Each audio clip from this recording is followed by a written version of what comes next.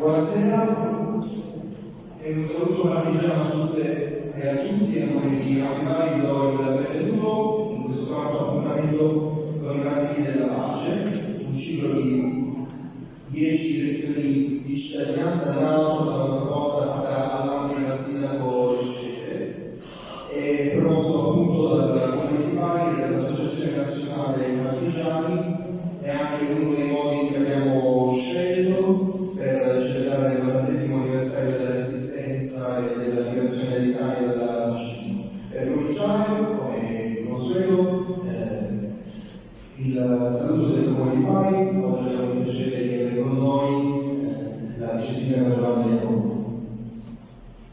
Grazie, buonasera a tutti, buonasera a tutte. Io sono davvero orgogliosa del fatto che il Comune accolga questo ciclo di conferenze che sono altrettante riflessioni sul tema della pace. Io vi sottolineo ora perché purtroppo non potrò che fare un saluto molto veloce perché siamo in consiglio comunale, siamo proprio in bilancio, quindi siamo impegnati da questa mattina e abbiamo previsto che qui fino a domani, quindi siamo purtroppo mi devo lasciare. Sono lieta di ricordare i saluti del sindaco Leccese e dell'amministrazione. È un tema difficilissimo, un tema davvero molto impegnativo. I conflitti di Palestina e Ucraina sono soltanto le ultime guerre alle quali stiamo assistendo con forte senso di impotenza purtroppo, e altre tra l'altro si consumano sui territori più lontani dai nostri confini, dalle nostre coscienze, dai nostri cuori. Quindi una riflessione che proviene spontanea e l'umanità non ha mai imparato a vivere in armonia, e sembra che la violenza sia l'unico mezzo per risolvere i dissidi. E qui mi viene in mente Don Luigi Ciotti, che appunto ci dice che dobbiamo smettere di nominare la pace come un punto di arrivo, cioè come esito, sperando una guerra che però nel frattempo c'è stata e ha fatto danni. E appunto invece occorre pensare alla pace come un'alternativa concreta alla violenza, non una semplice fantasia di menti ingenui, di teoria per anni o bene, che tra virgolette. E quindi se l'aspirazione alla pace è un sentimento giusto, la perplessità che entro, spero di entrare anche oggi, la perplessità è che deriva dal pacifismo, e soprattutto dal pacifismo che richiede la pace ad ogni costo, e il fatto che esso appunto sembra veramente un'affermazione assolutamente ideologica, quasi orfa da un confronto con la realtà. E sembra che appunto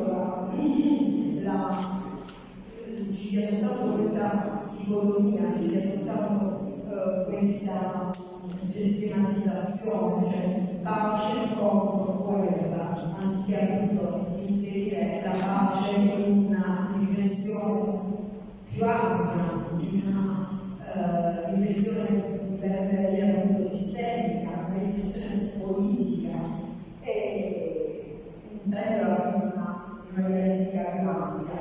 Il tema appunto è quello che il fine politico di contrastare la violenza, e appunto in questo senso penso di aver colto, spero di aver colto la tesi di Capitini, che la questione, cioè il fine deve essere politico di contrastarla tutelando il diritto alla vita, il diritto alla libertà, cioè l'obiettivo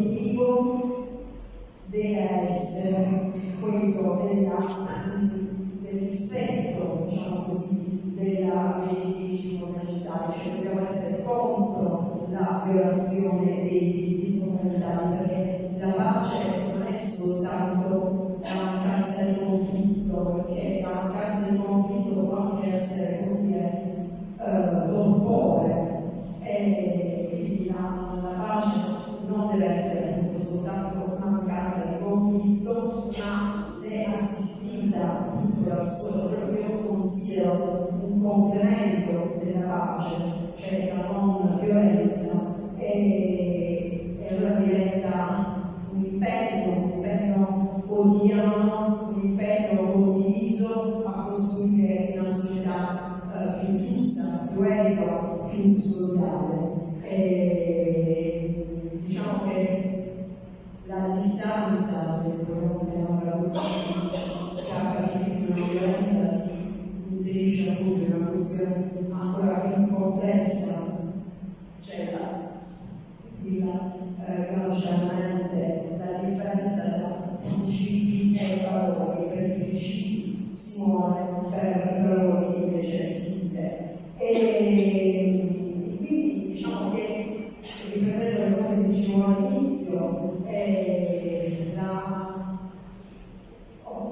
la logica, un'applicazione di questo ragionamento è che un sistema internazionale deve passare da un cambiamento della politica dei paesi, da parte dei paesi che invece sono avversi al paradigma della pace e sono invece adusi al paradigma del capitalismo e dell'imperialismo.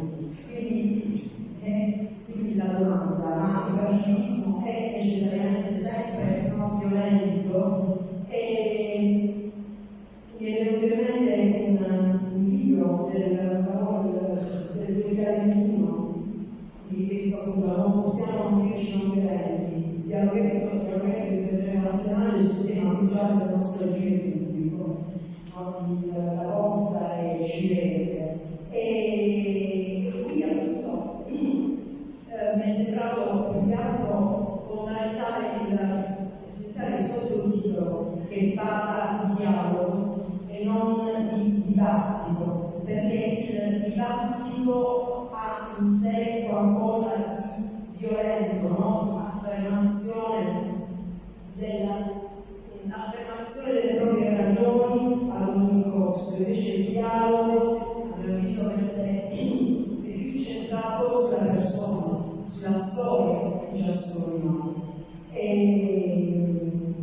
quindi adesso concludo citando Papa Francesco, che in questo momento è l'ultimo baluardo della pace, che afferma nel suo contro la guerra il coraggio di costruire la pace, dice che il dialogo è un'arte politica e la costruzione artigianale della pace che parte dal cuore e si estende al mondo, quindi parte appunto dal basso. E laicamente direi che la pace è un fatto di relazione, un fatto relazionale, e questo mi sembra molto coerente con il tema di oggi sulla diplomazia, la diplomazia del basso. Grazie.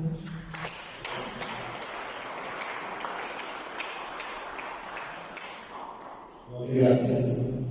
Allora, intanto di nuovo un ringraziamento a tutti voi che siete intervenuti e ai compagni e alle compagne che prendono le sessioni della provincia.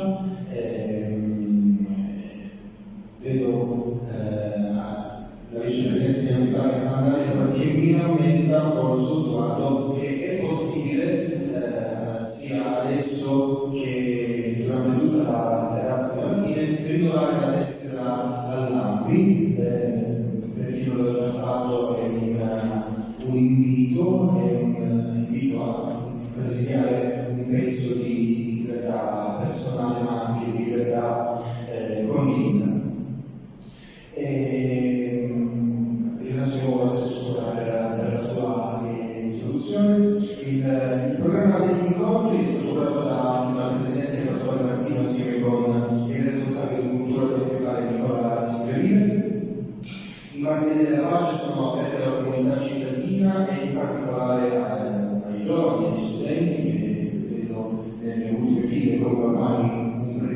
storico, diciamo, di questi appuntamenti, vi ringrazio e vi saluto. È nato questi incontri dal bisogno di affermare che in questi tempi sono volti dai conflitti militari dentro e fuori di Roma, che vari e ormai da molti anni si fregia del titolo di città operatrice di pace e di città denuclearizzata. Per decisione dell'Assemblea municipale, per decisione del Consiglio Comunale. Abbiamo chiamato a questo tavolo delle settimane passate studiosi ed esperti di rilievo nazionale a cui abbiamo chiesto di cimentarsi con ogni volta con una particolare declinazione sul tema della pace e del pacifismo. Negli appuntamenti precedenti abbiamo parlato di Costituzione, abbiamo parlato di storia della pace, se così possiamo dire, ma sempre cercando un pretesto per collegarci all'attualità, e così faremo anche questa sera, grazie al contributo di due relatrici che sono veramente molto contento di introdurvi, la vicepresidente nazionale dell'ANPI Albertina Soliani,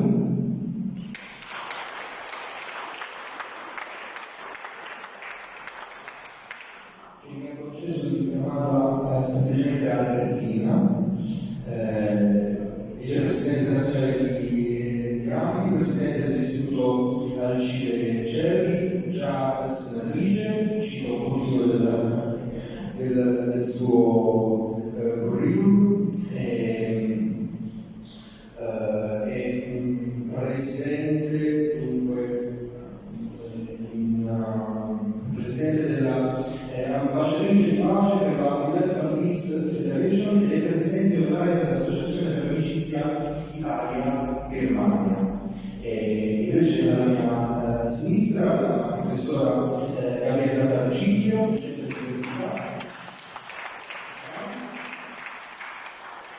voce storica del movimento non violento italiano, per la condizione che cercherò anche di Gabriella, peraltro è una mia cara amica, ma le darò delle addentramenti. Il titolo dell'incontro di oggi è Il pacifismo della non violenza, una diplomazia al basso. È un tema scelto anche con la speranza di trovare questa sera un'ispirazione per le nostre azioni quotidiane. Molte volte davanti alle notizie che arrivano dal Medio Oriente come dall'est dell'Europa, davanti all'insopportabile e insostenibile ingiustizia della morte di civili innocenti, di bambini, davanti alle immagini di macerie di un ospedale bombardato, o guardando l'umanità dolente di Gaza che torna in una terra ormai devastata, o ancora davanti alle provocazioni inaudite e angoscianti dei leader delle potenze nazionali e alla irritante inadeguatezza della classe dirigente europea, tante volte abbiamo pensato: cosa posso fare io? Cosa possiamo fare noi? Ovvio che sono domande che interrogano dal profondo la coscienza di ognuno. Stasera però proveremo a ragionare partendo dal passato su alcune possibili risposte. Alla professora Farciglio, alla Gabriella, chiedo di inquadrare storicamente il percorso civile della non violenza in Italia e la formazione del movimento popolare per la pace, diciamo negli anni della guerra fredda fino ad oggi, con magari una particolare attenzione su quello che è accaduto in termini vari. Grazie. Buonasera a tutte e a tutti, grazie dell'invito e dell'ospitalità. Ovviamente è stata questa una missione impossibile, è ovvio, anche perché questo è il lavoro, io sono puntuale come relatrice e quindi faremo una scopolata velocissima. Anche perché noi penso che qui siamo una gente abbastanza selezionata di persone che si interessano a questi temi, quindi sappiamo già che il mondo dell'universo, gli universi che si raccolgono intorno alla parola pace e violenza sono estesissimi, hanno molti cromatismi diversi, hanno delle storie molto ricche e nonostante ciò quello che non sappiamo è di grande omaggio rispetto a quello che sappiamo, cioè c'è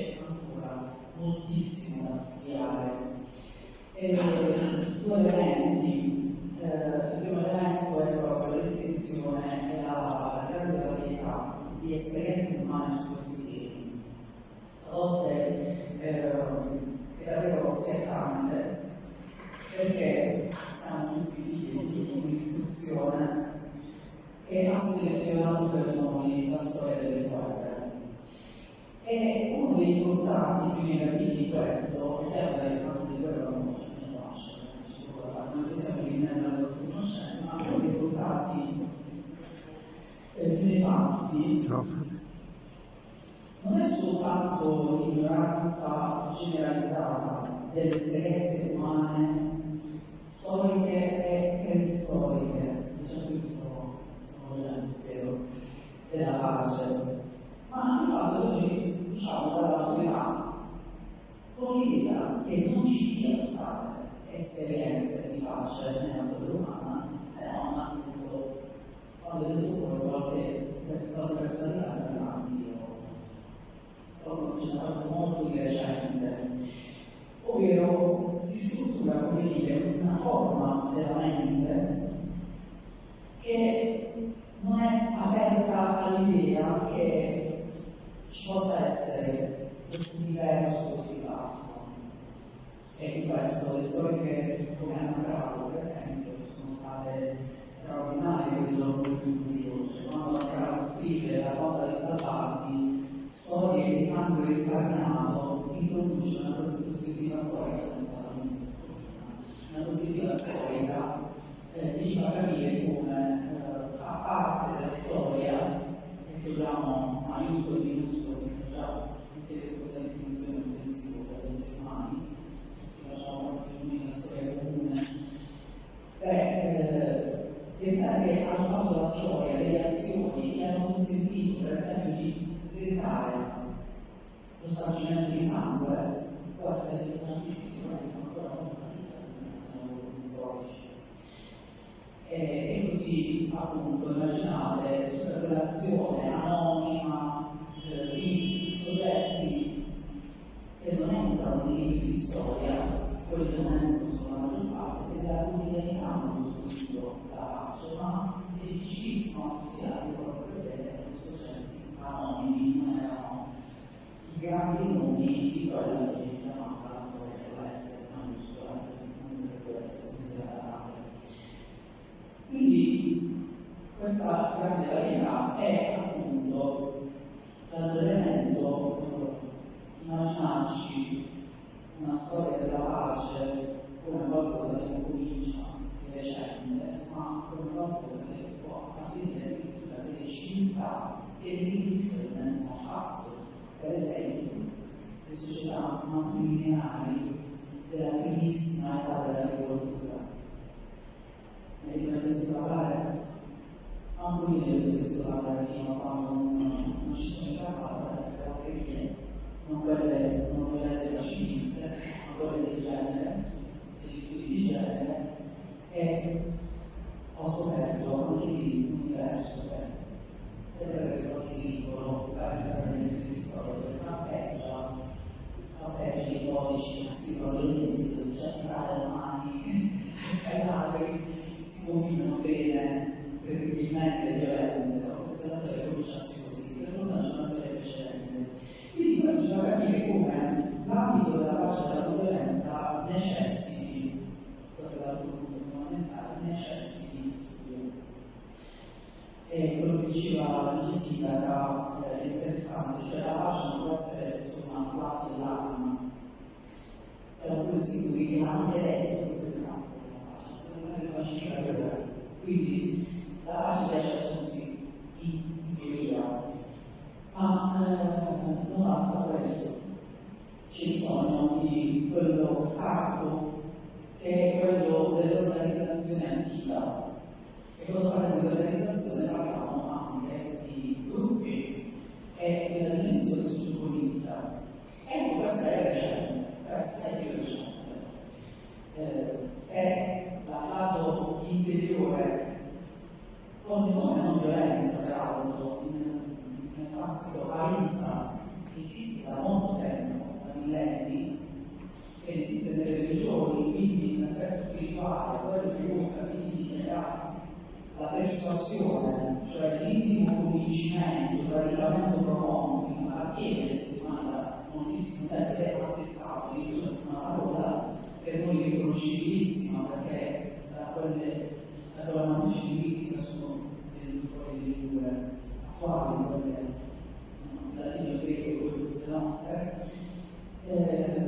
Tuttavia, l'organizzazione della pace attraverso mezzi e tecniche ha una storia molto recente, nonostante sia così recente, anche questa è fondamentalmente sconosciuta.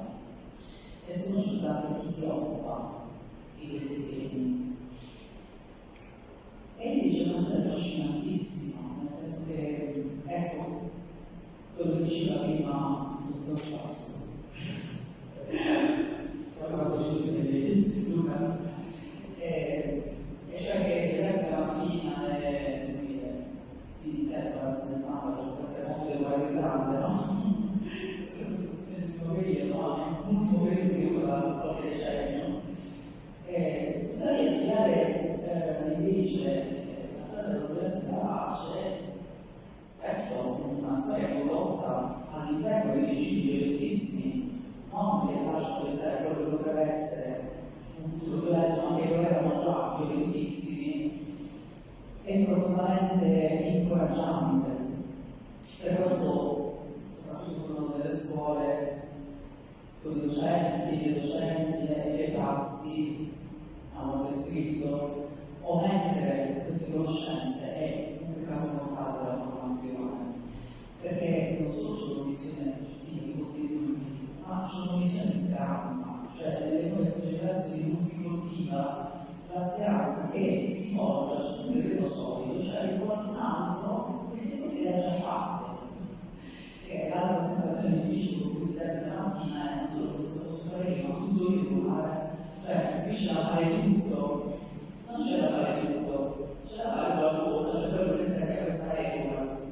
E qualcun altro nella propria epoca altre cose le ha fatte e lui invece sono riusciti a realizzare le cose, quindi c'è da un elemento concreto su cui poggiare. Per questo lo studio di personalità come Capitini, nel caso della mia, diciamo, del mio matrimonio con Capitini, dico sempre è l'uomo con cui una società che la mia vita, o per mio padre, diciamo, ma è stato proprio un uso del tempo, tutto adesso da di meno.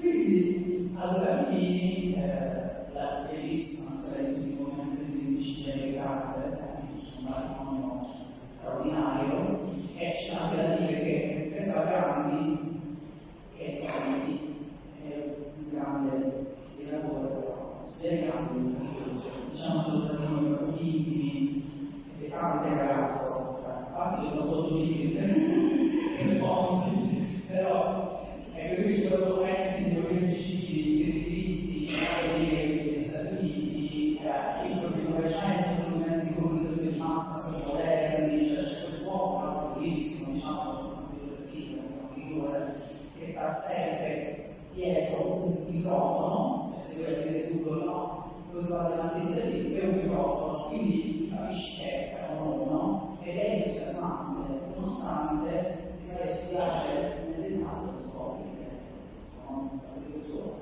è una causa. E tuttavia, quei diritti li hanno ottenuti con dei processi, che hanno comportato studio, addestramento, una parola che a volte nel mondo delle idealizzazioni fa un po' senso, cioè questa è la parola militare, no, la parola militare. Addestramento significa esperti in una tecnica e sistema di addestramento alle tecniche della non violenza, che noi non conosciamo perché contestualizziamo anche le nostre riflessioni. Ora non voglio chiedere l'età a nessuno e a nessuna, ma credo che nessuno di noi ha visto la guerra con i propri occhi, giusto? Cioè, noi l'esperienza della vera guerra vissuta nel posto di Turbini non l'abbiamo fatta. E quindi nel corso del tempo non abbiamo più fatto formazione, non l'abbiamo cominciata, nel senso che è stata una formazione più teorica che pratica, perché di fatto non abbiamo potuto difenderci attraverso delle tecniche non violente. E le generazioni che non sono venute a contatto diretto con la guerra in casa sono ormai diverse, per cui se ci si trova bisogno guardare gli strumenti dovuto a una questione di contesto, non lo sappiamo fare. A maggior ragione questo significa però che dobbiamo studiare come può funzionare, e adesso più immagino che andando in giro viene dai giovani, viene da molte parti la richiesta di organizzare dei corsi sulle tecniche, i metodi e le tecniche del programma migliorante. Perché in questo si comincia a percepire che non è possibile arrivare sguarniti a qualcosa che potrebbe davvero arrivare.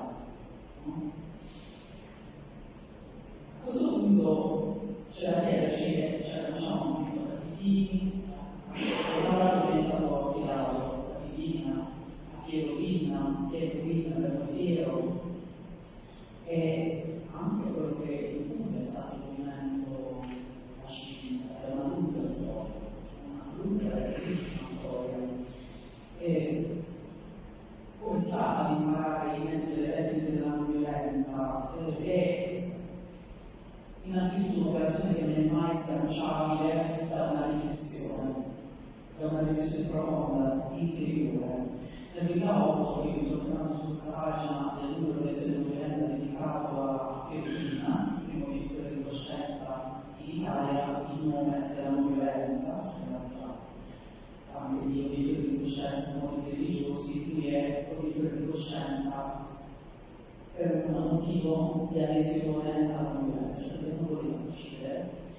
E questa intervista, in questo numero, che per cui sono anche morto, dopo ci ha lasciato, intervista del 2008, lui ancora del 2008 dice che in Italia ha una sorta particolare rispetto a questi temi di fatica ad acquisire i modi di virtualità della non violenza. Ci sono paesi così diversi in cui c'è stata una maggiore ricettività. L'Italia ha fatto sempre molto fatica ad acquisire questi concetti e a interiorizzarli, e nel 2008 lui diceva abbiamo ancora bisogno di fare un grande lavoro di pianificazione intellettuale. Quindi c'è un elemento di riflessione, e quindi quello che si sta facendo oggi è un lavoro di costruzione non violenta, non è, come dire, una gara strada passata a parlare di cose eroiche, ma è un modo per dirci di che cosa stiamo parlando quando parliamo di non violenza. E c'è tanta confusione, tantissima confusione. Ne dico una per tutte perché mi è giunta la qualche minuti fa e vi leggo ancora un capitino. La non violenza e la pace non sono affatto assenza di conflitti, ma sono al contrario luoghi di un conflitto più intenso, ma condotto attraverso metodi non violenti. L'assenza di conflitti esiste solo nelle dittature, infatti sono notri di giuridico codice sociale, a fronte delle classi, per il conflitto di interesse. Invece le proprie democrazie e l'aspirazione di capitoli della democrazia, cioè i luoghi, le modalità di governo in cui tutti hanno una voce, non solo le maggioranze, ma tutti hanno una voce, essere proprio molto più conflittuali. Nel momento in cui si libera la possibilità della differenza, allora questa differenza inevitabilmente urla quella degli altri. Il problema non è questo, il problema non è l'assenza o la presenza del conflitto, ma come il conflitto viene vissuto, attraversato dagli individui e dalle collettività, dai gruppi. E la violenza non aspira a diminuire i conflitti, ma aspira a far emergere tensioni e conflitti che però vengono gestiti in modo non violento. Questo è chiamato Luther. La lettera da carcere di Birmingham sono pochissime pagine con concetti basilari sulle modalità della storia della non violenza. E dice: noi non temeremo un aumento della tensione, noi vorremmo un aumento della tensione, perché nel momento in cui l'oppressione è tale non si vede e viene tenuta in una forma latente. L'unico modo affinché l'oppressore prenda in carico la propria oppressione è che gli oppressi facciano alzare la tensione sociale.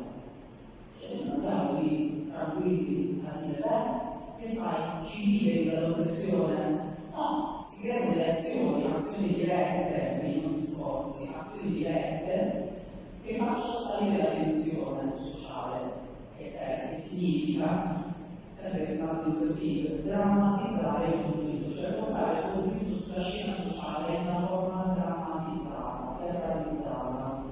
Le campagne non sono da studiare, le campagne nordamericane, anche quelle altre, proprio perché ti fa capire cosa significa questa cosa, che detta così, per chi non l'ha mai praticata, significa che una donna mi dice una cosa matta, che significa la sacra tensione, non immaginarci caffeuri, a parte che a tutti può succedere comunque, ma di solito sono le persone che a creare, ma se noi non portiamo sulla scena sociale il conflitto non sarà mai preso in carico da chi detiene il potere. Era quello che facevano giovani e giovani studenti a nascere all'inizio degli anni 60, andando dopo 9 mesi di addestramento, non di seminario,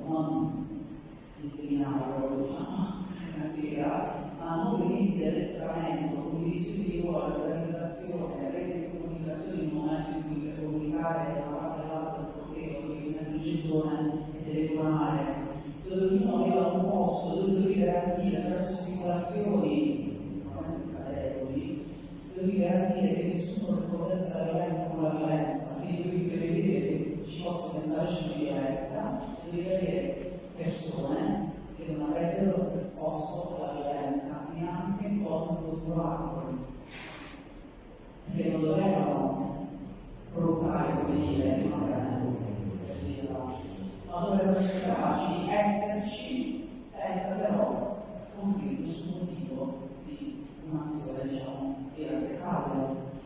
E tutto questo venne realizzato da ragazzi e ragazze dell'università, erano protagonisti per più di un anno e settimanalmente andavano a sedersi alle ristoranti dove le persone nere non potevano fare, potevano consumare, cioè prendere i takeaway, perché non facciamo sanitario, i soldi non ti schifano, però non si poteva così, questa era la norma. E loro che facevano? Si sedevano, violavano, si sedevano, facevano cosa? Stavano seduti seri e vestiti, rigorosi, profumati, pettinati, della serie, non dire niente, non puzzo, non sono disordinato, non sono sgradevole, sono qui e sono fermo. Solo per fare questo ci sono voluti 2 mesi di addestramento perché bisognava vedere tutte le possibili contromosse dell'avversario e erano contromosse che bisognava rispondere appunto in modo tale da far capire che la lotta non sarebbe cessata, ma sarebbe continuata per mesi, più di un anno. Si sfora l'anno di campagna e si arriva ad una negoziazione. Quando i commercianti non ce la fanno più di negozi vuoti, le persone non ce la fanno più andare a sedersi in ristorante, non perché c'erano i beni, ma perché c'erano fuori violenti che cominciavano a creare questo terribile fino alla tentativa di carico senza limiti in quel caso. Quindi parlare di questi argomenti che richiede una formazione molto lunga, come vedete, proprio in termini di conoscenze, è necessaria perché anche noi ci chiediamo di cosa stiamo parlando. È una conoscenza storica, antropologica, addirittura paleontologica, se pensiamo alle città preistoriche, filosofica, religiosa. Ci sarebbe da costruire appunto i corsi di laurea, che tra l'altro erano anche nati, ne è sopravvissuto uno, quello di Pisa, gli altri non ce l'hanno fatta, forse non c'è stato sufficiente coraggio, che ci darebbe questo, ma da studiare c'è tanto, c'è tantissima. E che cosa si impara dalla storia della non violenza? Che non esiste una risposta fissa, sempre uguale agli eventi storici che richiedono una lotta. Per sua natura la non violenza è creativa ed è situazionale, nel senso che certo noi studiamo tutto e poi prendiamo abbiamo utilizzato, tutte le inventiamo di nuove e le mettiamo in campo per quella specifica situazione. Anche questo richiede studio sociologico, psicologico, delle istituzioni, dei territori. C'è da fare un lavoro enorme, gigantesco. Per esempio la parola settina è entrata nel comune, no? Il settina era come nasce, cioè è stato con le campagne che noi facciamo con i manifestativi, perché lui era il leader chiamato, ma i movimenti civili lo precedevano di parecchi decenni, non è vero di lui è stato chiamato a fare leader perché aveva un carisma eccezionale, una formazione profonda, una capacità oratoria veramente rara, e quindi era giusto che facesse il leader, ma i movimenti esistevano, erano molto organizzati e esisteva la verità loro, cioè la verità loro non esisteva. Cioè anni è venuta la marcia, no? La marcia del sale, il digiuno, da Teodorici, no? È stato un bellissimo segmento straordinariamente potente all'epoca, ed è grande, dato che fu processato per questo e per altre forme di, come lo sciopero popolare, no? Che si inventò insieme alle persone. Quindi c'è un elemento creativo, generativo nella violenza che ci porta a chiedere cosa può servire oggi, quale tecnica inventarci da tutta questa storia, di questo patrimonio. E l'altro elemento fondamentale della violenza è che ha aperto la porta di tutti, cioè è intimamente curale, necessita delle voci di tutti e quindi più è aperta alla partecipazione e alle diversità possibili e meglio è. La non violenza non è, come diceva Capitini, un patrimonio di capitoli, di eletti, di salvati, di battezzati, e anzi necessita dell'apporto di quelli che nella nostra cultura, nella nostra società attivistica sono considerati i palli, gli smorzi, i pazzi, i tiepidi. C'è tutta quell'umanità evanescente che sembra inutile, no? Anzi, ci vuole il compito della non violenza è trovare un posto a chi viene escluso dalla società attivistica come regole, come insignificante. Non per niente quello che dice di dare ai bambini e alle bambine potere decisionale il prima possibile. Allora già questo cosa può significare? Anche negli anni 70 si arriva a tanto, manco alla livello di giocare. Bene, allora tutto questo è come dire, come potete immaginare, uno spizzicare come elementi della violenza attraverso personalità che appunto vanno studiate molto più a fondo e che da un lato appunto Capitini vedono la nascita effettivamente di una storia della violenza militare. Prima di Capitini il pacifismo esisteva, prima era diventato lui, esisteva come, esiste già dall'Ottocento, anche le forme di posizione della prima carriera avevano visto un veritaggio di posizioni molto ampio, ma era un tesoro perché una pacifista, peraltro pochissimo studiata come pacifista e come femminista. Capitini aggiunge una cosa nuova, aggiunge quel cromatismo che all'epoca era molto provocatorio perché sottraeva il pacifismo dallo stile della violenza, cioè della pace ottenuta attraverso la violenza. C'è voluto tempo affinché il pacifismo e la violenza si alleassero profondamente, perché è esistito, è continuato ad esistere, sapere nei movimenti, un pacifismo anche armato, non solo per forza romano, ma anche più di recente. L'apporto di Pietro Pinna in questa storia è stato, come dire, una delle concretizzazioni di più immediata realizzazione, cioè l'obiezione di coscienza. Perché, diciamocelo, Capitini non ha avuto dei risultati pratici, concreti, cioè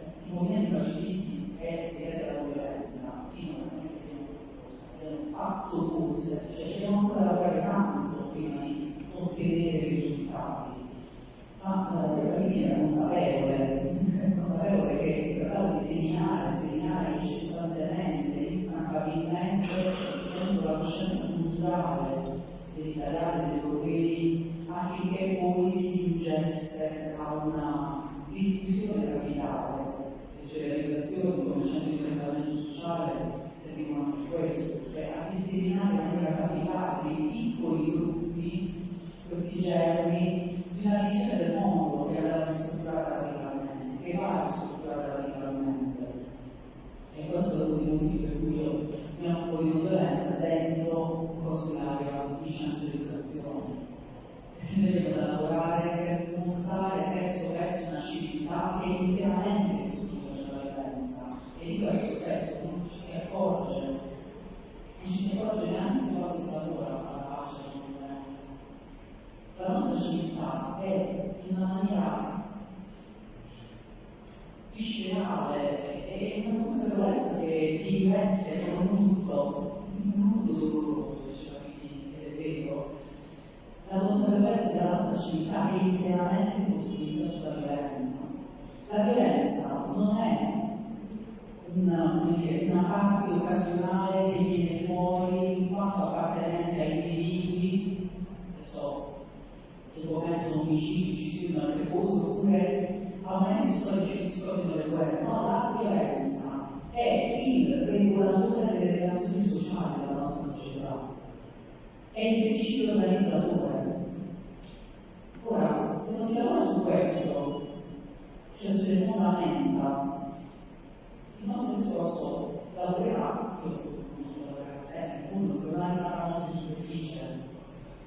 E questo è anche una bella domanda rispetto ai tempi lunghi di una semina su questi temi.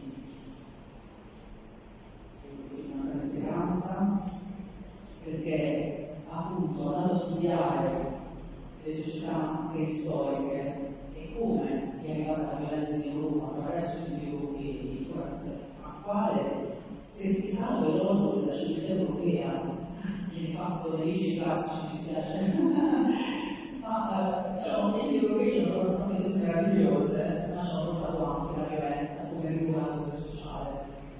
Prima degli europei, io facevo la civiltà che non conoscono la guerra e la violenza come principio che organizza la società interna e il rapporto con gli esterni. Ora, studiare questo è interessante, gli studi di Maria Giulia su questo sono illuminanti, non solo, è illuminante perché relativizziamoci, come fa Stefano Mancuso, relativizziamoci, siamo uno degli anelli più infimi della filogenesi dei viventi, cioè l'essere umano compare proprio come un pezzettino finale di una storia immensa e nonostante sia un piccolissimo, diciamo, un'entità che sorge alla fine, sono 11 di anni solo per i sapiens, no? 200.000 solo per i sapiens. Ora, di questi 200.000, 10.000 vengono, quindi, questo cambio antropologico dalle società matrilineari, la datazione non è scientifica, 13.000, 7.000, quindi questo ponte, società degli uomini a cavallo e spada, le società patriarcali, violente, belliche, che fanno della guerra, la spada, e dall'allevamento degli animali, il cavallo, il pilastro. Stiamo parlando di niente, non stiamo parlando perché le nostre vite sono molto brevi, singole, ma se vedete 5 anni non sono niente nell'essere umano, il che significa che c'è molta speranza, sia perché questi studi ci mostrano che la violenza non è strutturale, non è un elemento che si innesta in modo strutturale, non è naturale per dire, non è nella nostra natura, ma è un prodotto socioculturale e quindi come prodotto socioculturale come è stato costruito così si può costruire, ma ci manca però quello biologico che questo è facile, il tiro ci dà proprio quindi non sperate di vederlo, però questo tiro sicuramente è esattamente come fa, cioè la sua è estremamente breve. Se pensiamo, e chiudo con questo, una nota di speranza ancora più intensa, a come è cambiato l'approccio educativo verso i bambini da 2 secoli ad oggi, questo ci mostra che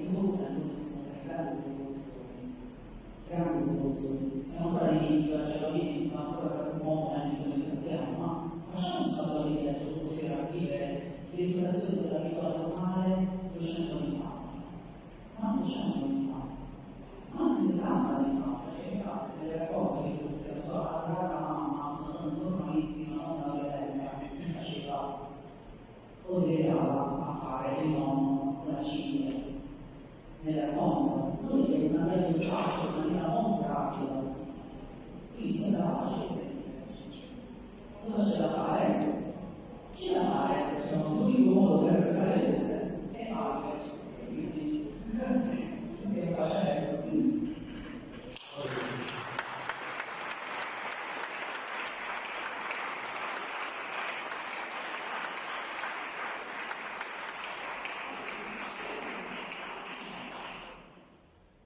Stiamo facendo un sacco di lavoro da fare,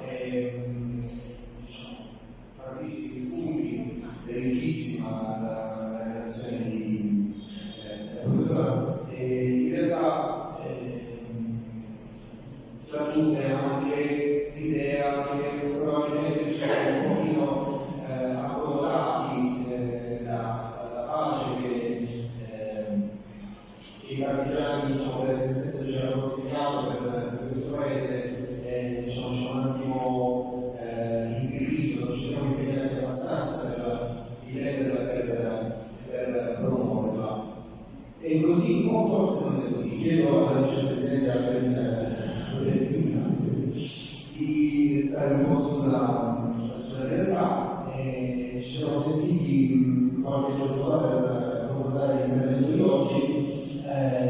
Mi interessava la parte che riguarda la sua esperienza circa la diplomazia civile, cioè davanti all'immobilismo dei governi che non vogliono, non possono, non sanno impegnarsi per la pace, esiste un'attività molto intensa da parte delle istituzioni intermedie, delle regioni, delle città, anche una grandissima storia da questo punto di vista. Delle università, delle ONG, delle associazioni di terzo settore, ma anche la rete delle donne, il dialogo religioso. Ognuno di questi soggetti in realtà si muove con diverse esperienze, diversi risultati per una diplomazia della pace. E dove appunto come le istituzioni internazionali non riescono o non sanno arrivare, spesso c'è spazio per questa diplomazia minore, se vogliamo, ma spesso molto efficace. Tema che so che la vicepresidente Albertina sta molto a cuore, per cui le chiedo di parlare anche di questo.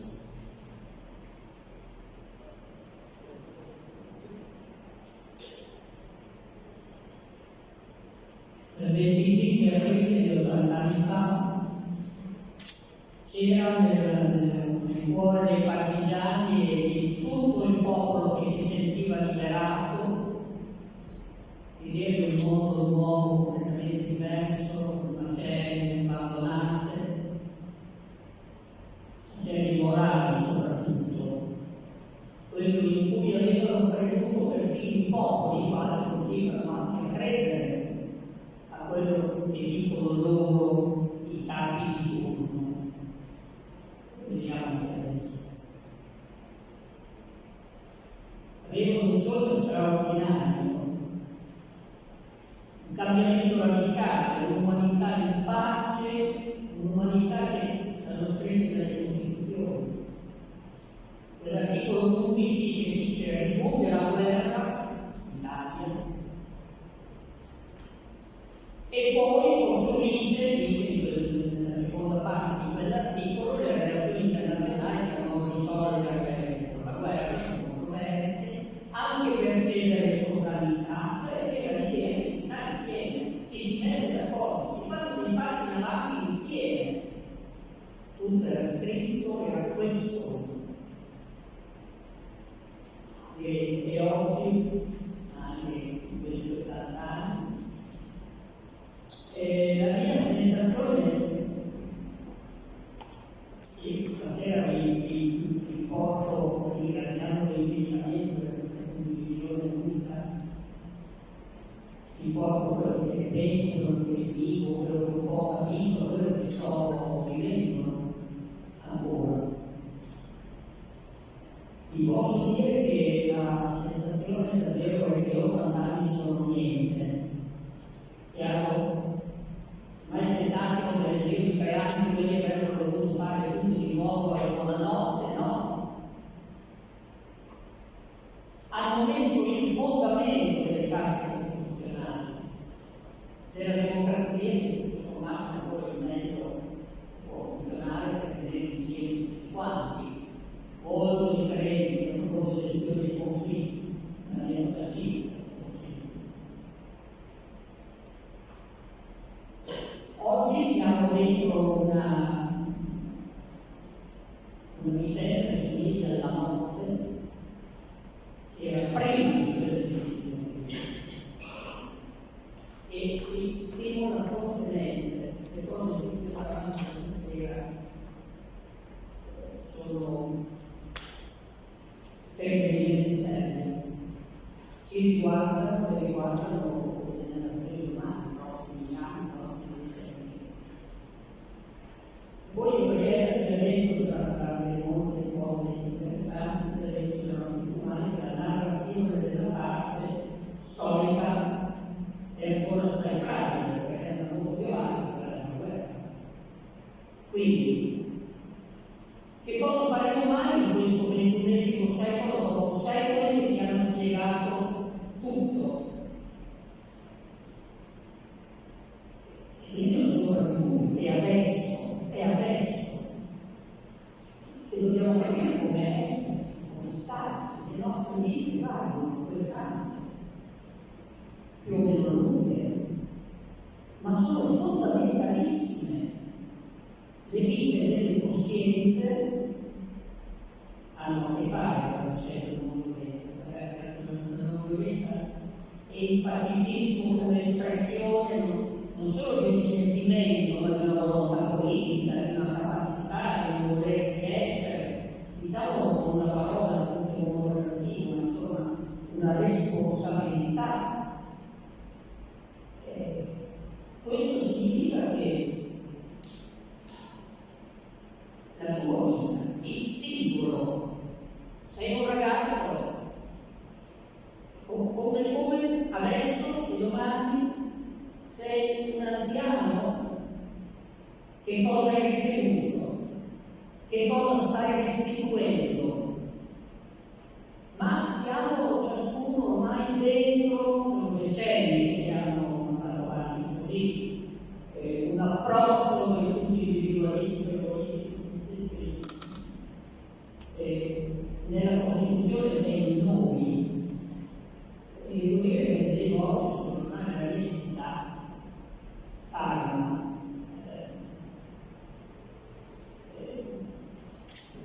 Un'intervista di uno straordinario professore dell'università che sta studiando scientificamente nuovi aspetti, delle cose straordinarie, dice che dentro la natura che costruisce il corpo umano e la testa dell'uomo c'è il vero delle relazioni del mondo sociale scientifico. E noi ci siamo politico, ma stiamo abbandonando questa cosa lì, l'abbiamo abbandonata. Cioè, voglio dirvi che se anche adesso noi siamo dentro un po' a una sorta di notte della storia, i singoli, le coscienze, ciascuno per perché, le comunità, le città, le università, cioè tutto ciò che si aggrega per un interesse forte e una capacità di dare agli altri, alla comunità, alla storia, al futuro qualcosa. Ecco, io credo che questi debbano sentirsi protagonisti dentro la notte che stiamo attraversando, nella sfida tra violenza e non violenza, tra potenza della grande concentrazione politica, finanziaria, di armamenti, della tecnologia e della comunicazione. Cioè essere in piedi. E quindi a questo punto del XXI secolo, se le cose si mettono così come le vediamo, credo che debba esserci un protagonismo, non solo in farlo, parole che possono essere utili delle comunità, anche delle associazioni. Per me è straordinario questo ciclo solitamente per questo, per queste cose interessanti, vedere insieme l'AMPI, l'Associazione del Patrimonio di Valori, della storia, di questo sogno, ripeto, non è finito il 25 aprile, neanche pochi decenni dopo, è tutto ancora da sviluppare. E la città, cioè l'istituzione che è il senso del noi democratico più forte del territorio. È necessario che siano presenti come attori della convivenza, della politica, della cultura, scegliendo quel sentimento di fondo che la cultura della convivenza di cui parlava Gabriella, ma che ha bisogno di strumenti, di strutture, di strategie, di pensiero, di gesti, di pratiche, di esperienze concrete, parole ed esperienze.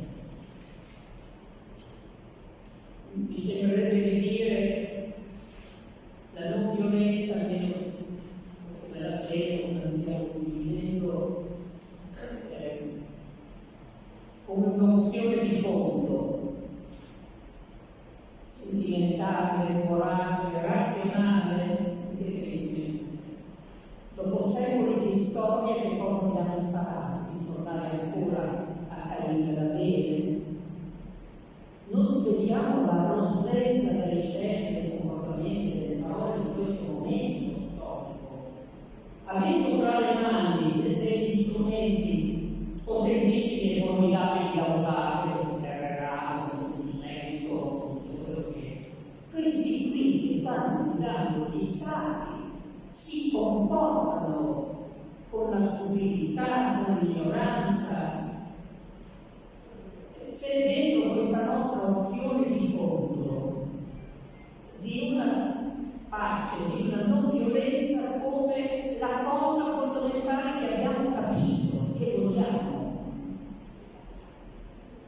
Si capisce che c'è tutta la comunicazione degli interessi e dei conflitti, ma è molto importante che da qualche parte questo patrimonio di valori, di idee, di volontà resti molto aggregato e ci siano dei uomini, ci siano dei gruppi che questa cosa la testimoniano. Anche perché semplicemente oggi, per le dimensioni globali delle cose, noi capiamo benissimo che la partita è semplicemente quella tra l'umanità e la disumanità. Se volete, c'è un manifesto politico che va tutto sviluppato, ma che l'insieme straordinario di pensieri, parole, di orientamenti che si chiamano fratelli tutti. Non di meno di questo, perché anche questo è la storia, siamo nella preistoria, siamo a questo punto. Alla fine noi abbiamo ricevuto moltissimo da una cultura, da una storia europea, non solo, anche globale, pensiamo come stato nella nostra cultura di San Francesco, a un Gandhi Mandela, ma diverso, ciascuno la sua storia, ma sono patrimonio dell'umanità. Io so chi è, che cosa è stata e che cos'è, non solo per il suo popolo, una donna che è di nuovo in carcere dopo aver passato 20 anni. Aung San Suu Kyi, da 4 anni, dopo il golpe dei militari, dopo che ha stravinto le elezioni con un popolo che era con lei, è isolata nel carcere di Libia. Quando lei si è sempre detto il problema è la paura di quelli che avevano il potere di perderlo, la paura dei sottoposti di essere tutelati, liberi dalla paura.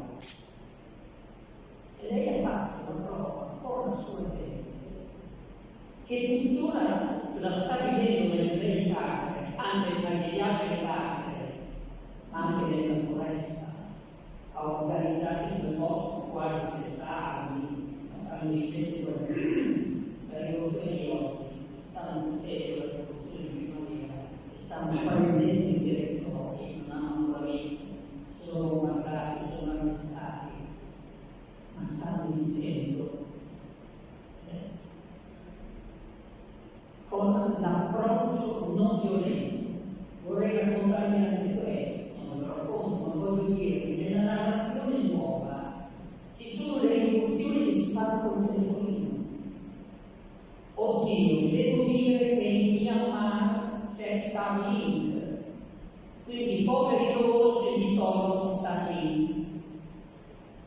Voi sapete per esempio in Ucraina il capo della minacciato sta per togliere la connessione ucraina. Poveri non se la tolgono in Birmania perché stanno facendo le rivoluzioni. Forme non violente dei conflitti, non so come dire. Noi a casa Cervi, avendo pochissima connessione perché siamo in campagna, un anno e mezzo fa abbiamo fatto incontrare con stati naturalmente un mese fa, quattro politici, si è messo a fare delle cose, abbiamo rotto il contratto, quindi adesso per avere la connessione dobbiamo fare un tubo sotterraneo del potere dei cervi, per poi connettersi con una nuova europea che si chiama Team Business e insomma ce la fa. Sono esperienze, non sono pensieri, sono resistenze, sono alternative di cui c'è un bisogno enorme e io vi voglio dire quello che sento, che sono i popoli come allora, come durante la resistenza, sono le persone, sono i gruppi che devono muoversi, capiti? Grandissimo, io la mia esperienza naturalmente sono stati capiti, ma grandissimi pensatori sul piano morale, sul piano interno, sul piano spirituale, sì, sono io fuori da tutte le chiese. Sono stati capaci di vedere delle cose molto profonde e dare delle ispirazioni molto grandi. Capite? Ma diceva, l'utile ripete, il valore trasforma. Per fare alla fine pace con la non violenza della religione più grande, pensiero più grande spiritualità, in merito del dire in questo Poi abbiamo avuto Dominare, poi il 12, poi ho avuto i noi, credo, questo amico di cuore che si chiama Dietrich Bonhoeffer, tedesco, pubblicato a forse dopo 37 anni, 80 anni fa il 9 aprile, dopo quello che era rimasto in Russia, liberato il campo, totalmente del Vangelo, evangelico, non violento, legato a Gandhi, dovevano incontrarsi, non ce l'hanno trovata, non si sa se è riuscito ad andarsi, si sono scritti, ma anche per dirvi come nella resistenza non violenta le sfaccettature e le contraddizioni della storia sono potentissime. Lui così non violento, con alcuni, anche i suoi familiari, ha partecipato alla congiura per ammazzare il Dio. Dopo si vede una possibile evoluzione non violenta, la sua grande punto di domanda. Lui ha detto che una volta se uno sta guidando un'auto e va su un marciapiede e investe completamente i pedoni, tu non puoi limitarti a curare i feriti e a consolare i familiari, devi impedirli, devi togliere dalla circolazione. Non serve di dire che oggi questo è la politica globale di oggi. Quindi io questo devo parlare di due, perché mi sto raccontando come invece oggi sia potentemente necessaria l'azione di molta gente, con un'opzione totalmente non violenta, a condizione che però prendiamo sul serio la notte che stiamo attraversando. Un altro a suo modo del filone pacifista, nel senso che faceva il partigiano ma senza rivoltella, che un papa partigiano, Don Giuseppe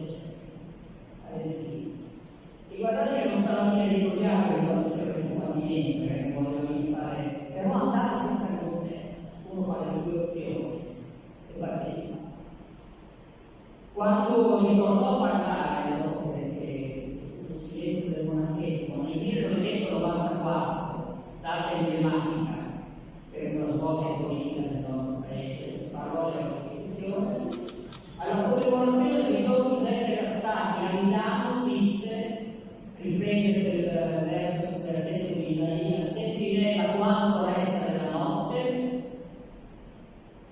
Nella Bibbia sentirei non risponde quanto resta della notte. Dice, ieri sera e poi mattina, continuate a lavorare.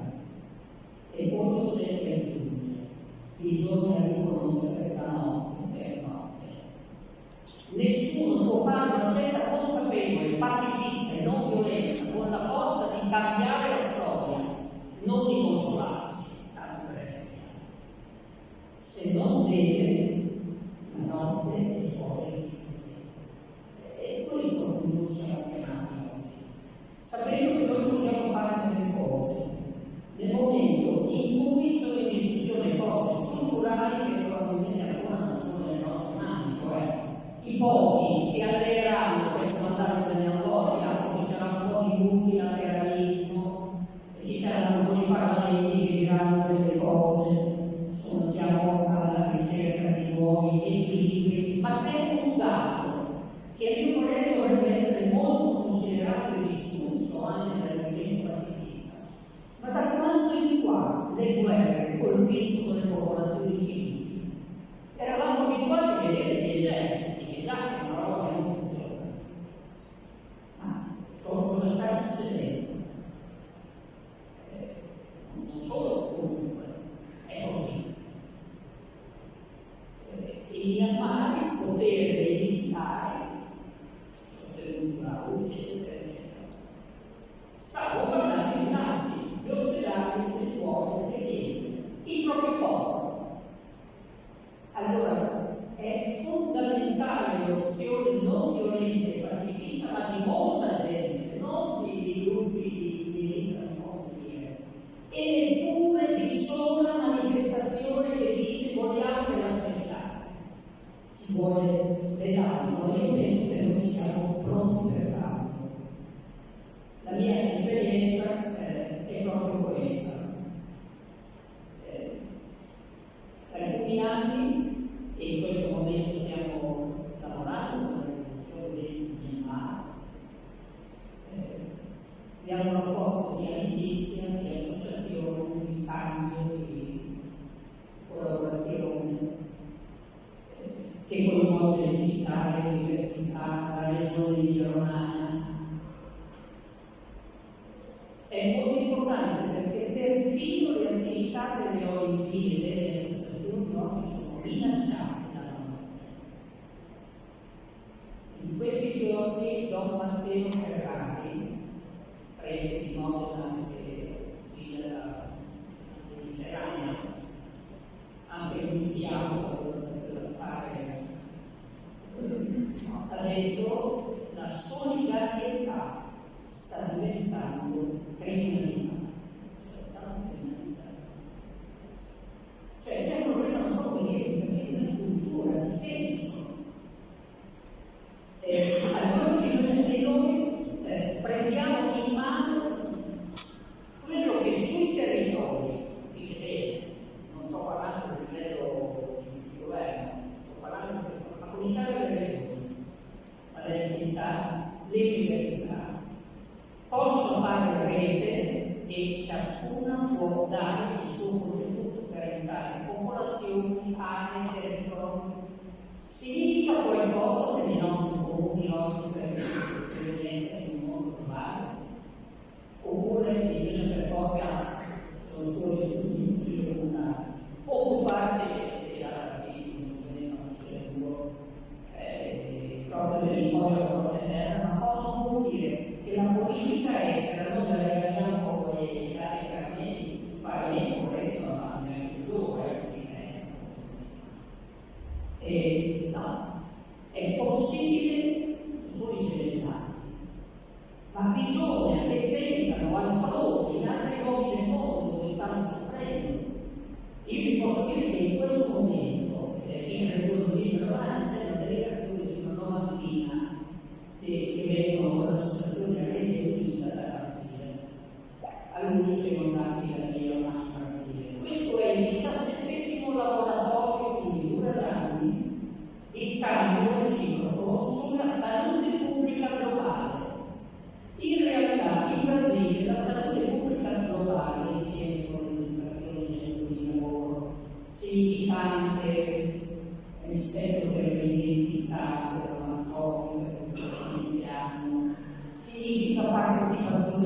presente, da noi c'era una cosa un po', non c'era il fondo sanitario.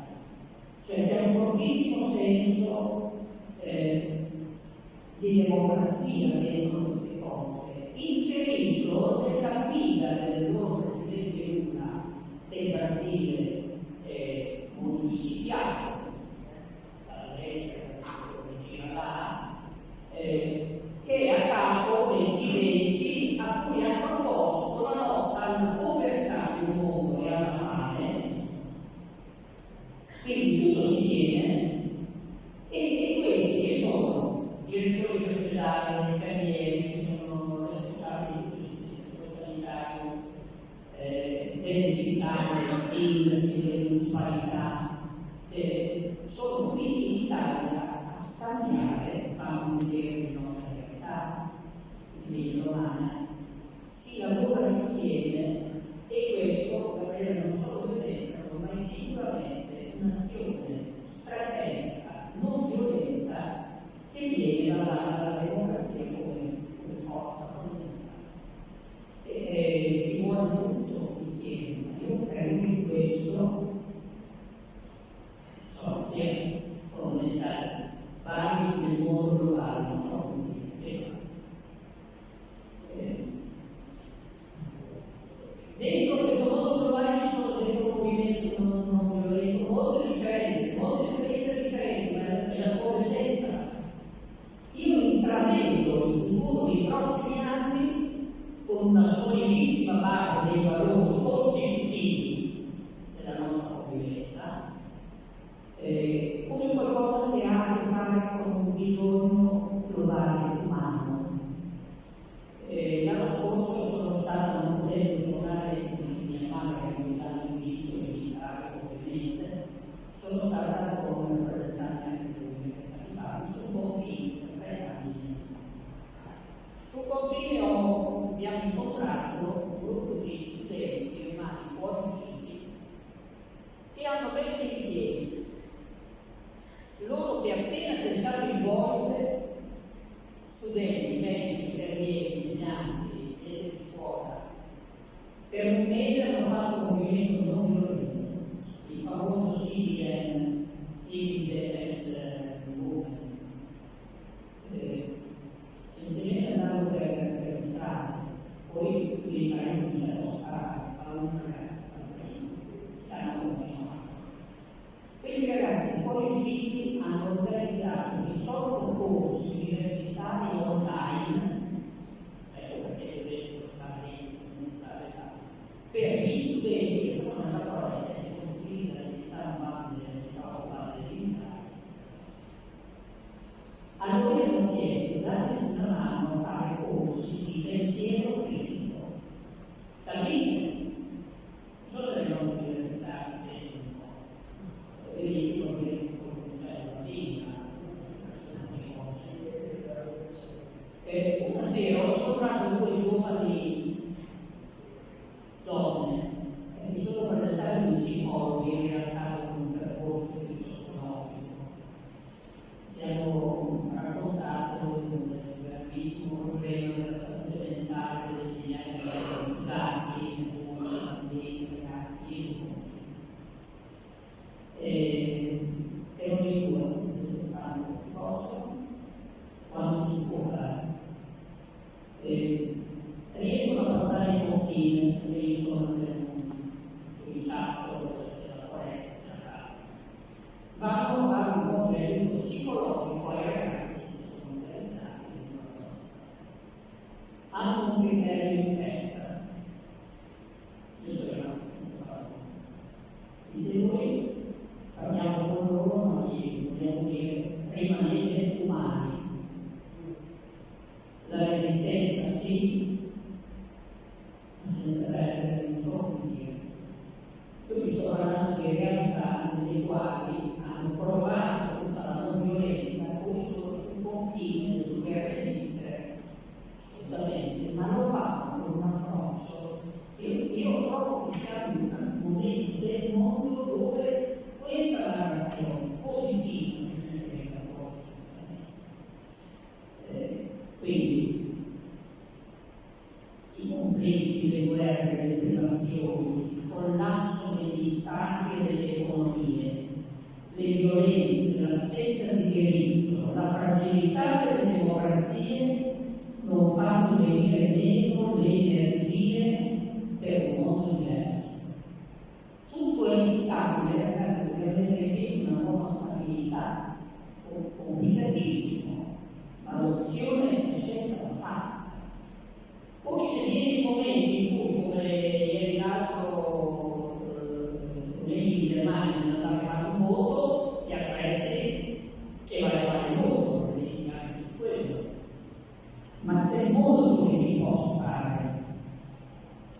Mentre vengono colpiti dalla notte che stiamo attraversando, dai conflitti, dalla vita delle relazioni dei popoli e delle persone, io credo che dai popoli che deve nascere la resistenza per cambiare. Sono le persone la risorsa.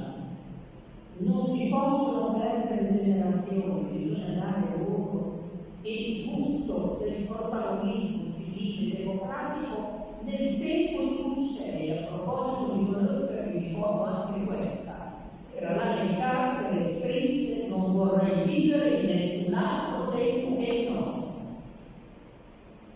Quando un tempo ti dà la sfida radicale, evidentemente è un tempo buono, è un tempo della tua responsabilità, è il tuo tempo. Bisogna davvero che gli stati sentano che dai territori viene un figlio diverso. Direte, giovedì ero a Bruxelles per vedere a livello anche europeo come aiutare un possibile progetto. Sapete che c'è anche il comitato delle regioni e dei sindaci a Bruxelles, che si facciano sentire, per vedere come possono portare un accordo formale di collaborazione tra la regione Emilia-Romagna, che è la casa dell'avanzata, e il governo dei Caraibi, dove i Caraibi sono 500.000 territorie caraibi a sud del Myanmar, il cui governo, quando sono stata l'anno scorso, è riuscito a incontrare e abbiamo stabilito una possibilità di relazioni che hanno liberato il 90%. Anche là dove ci sono i conflitti, il lavoro pacifico, costruttivo, tu puoi mandare non solo risorse, ma anche competenze, gente della protezione civile. Quando vengono in territorio cominciano ad organizzare la scuola dei bambini, sapete come succede un anno con salto, piangono in fondo, i bambini ci vanno dentro e gli insegnanti si siedono sul sito con le gambe sulle fosse. Oppure organizzano una clinica mobile che è un camion su cui mettono qualche attrezzatura sanitaria. Questo è quello che conosco. Proprio mentre è molto forte questa spinta alla violenza e alla spartizione verso la cancellare i popoli importanti, e di là si vuole un'altra strategia che viene dalla maturità anche questo momento storico, di questo secolo, che viene dall'esperienza della violenza di cui abbiamo sentito parlare. E finisco dicendovi che proprio io sera abbiamo cominciato a lavorare come per esempio Religions for Peace, che è l'organizzazione internazionale delle religioni, può mettere insieme, cristiani sono pochissimi, i buddisti, i musulmani, i bahai, a volte un quartiere dove c'è l'esempio indù, c'è la moda buddista, c'è la chiesa cattolica, c'è la chiesa armena, c'è la sinagoga.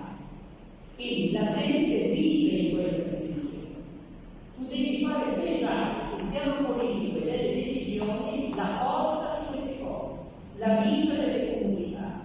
C'è un tempo adesso, se volete, più esigente, più anche estremamente interessante per dire che vincerà la comunità.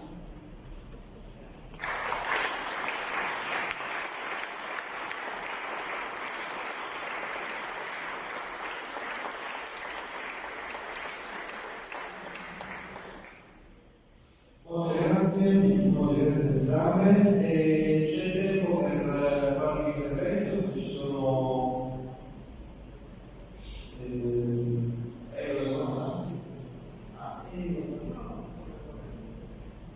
è possibile lezione non violenta e il ciclo delle tali, come per esempio in quello nazionale socialista.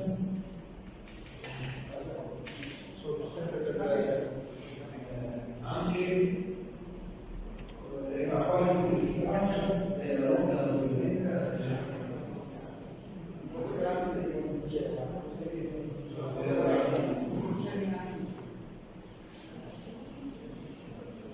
Ci sono state lotte non violente nell'interno della base, anche per il regime nazista, no, per il regime nazista. Ci sono professori, anche tre, io li conosco limitatamente perché non sono una storica, però mi interessa conoscerne ancora. Le donne di Berlino, scusate come i gay, condussero una resistenza non violenta contro la deportazione, riuscivano a ottenerla, contro la deportazione di mariti, per esempio, la resistenza non violenta in Norvegia, in Europa soprattutto la resistenza civile non violenta della Danimarca, che è un episodio è quello che non compare nei testi di storia. I docenti di storia spesso non lo conoscono effettivamente perché non è un oggetto di studio. C'è da dire che sulla resistenza non violenta della Danimarca a Lecce c'è un problema storiografico che viene messo in evidenza anche da un bravo studiata a Lecce, di questa bellissima esperienza. E il problema storiografico è che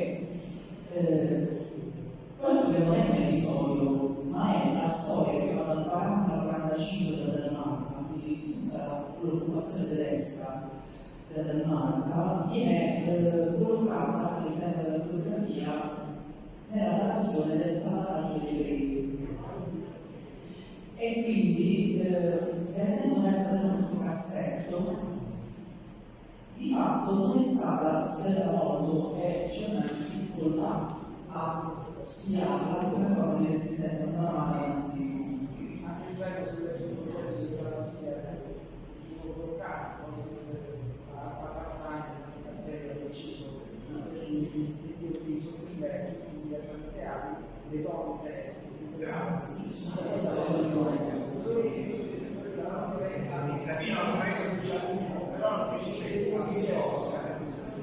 caso specifico non ho tutti gli episodi, vorrei conoscere tutti, cercherò di studiare uno per uno.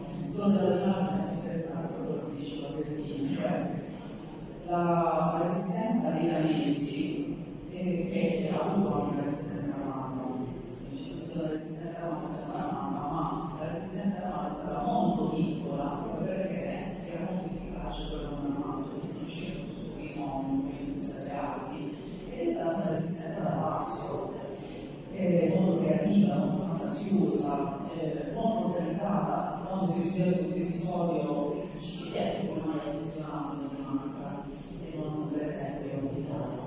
E una delle risposte è stata, una delle risposte, ma poi sono queste che vedono considerazioni di analisi possibili, è che il popolo danese era poco educato, è educato sia in termini di autodisciplina, e quindi quando il re ha delle scelte strane, cioè ha scelto di farsi invadere dai nazisti e subito dopo aver accettato l'invasione nazista, cioè non hanno trovato nessun tipo di opposizione quando sono arrivati i nazisti, ha iniziato immediatamente a negoziare.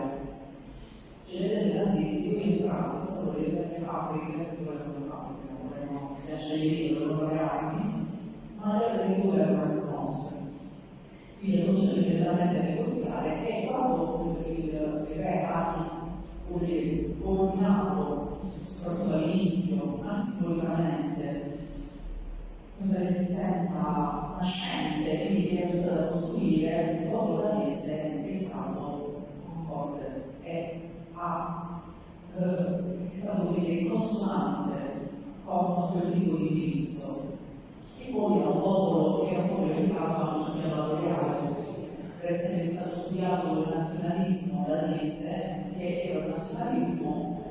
non tanto fondato sulla crisi dei confini, sull'aspetto identitario da evidenziare contro chi non era appartenente, era un nazionalismo fondato sul valore del rispetto della diversità di tutti, per esempio, della solidarietà comunitaria.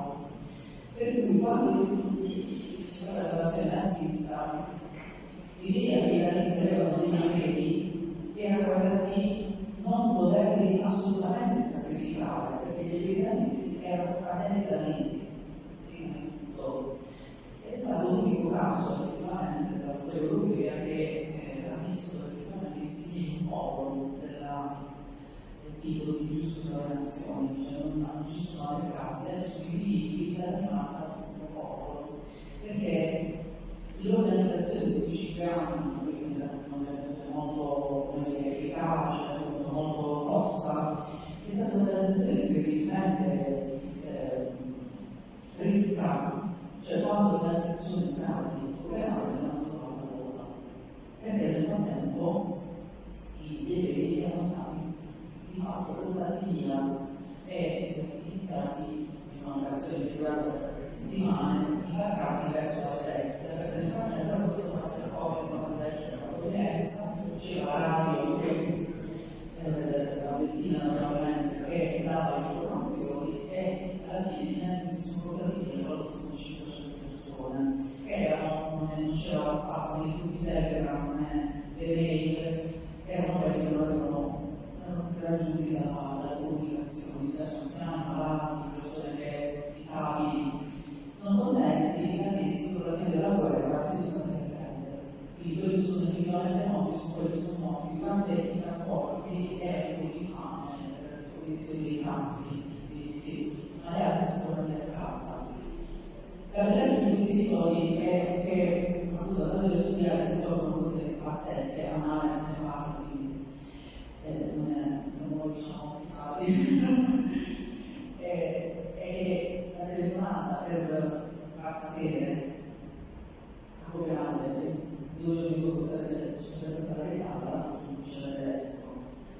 E questo è forse il risultato più interessante studiando l'efficacia dell'azione non violenta, perché quando la resistenza non offende neanche l'avversario, è uno che cambia idea, ci sta. E questo ha consentito di salvare tutte queste persone.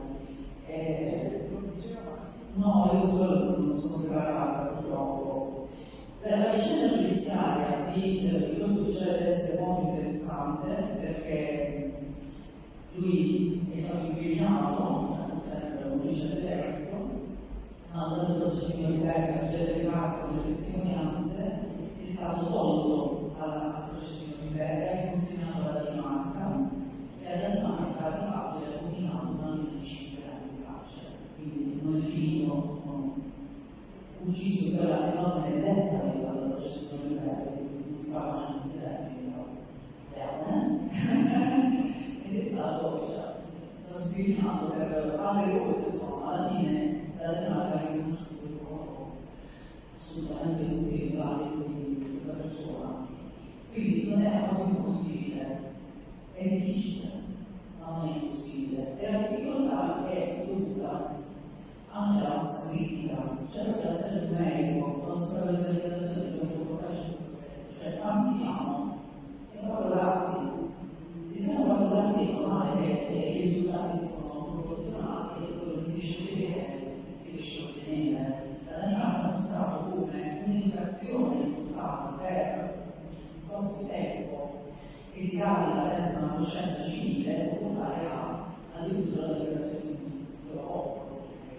Dobbiamo lavorare su questo, innanzitutto sull'educazione, sul radicamento degli ideali di cui stiamo parlando dentro le coscienze, affinché, come diceva Visini, non nell'ordinario, ma quando arriverà il momento straordinario che ci sarà da scegliere cosa fare, allora si scelga quella modalità. Questo è il lavoro lunghissimo da fare, come sempre il lavoro educativo. Per vedersi e la sera ci sia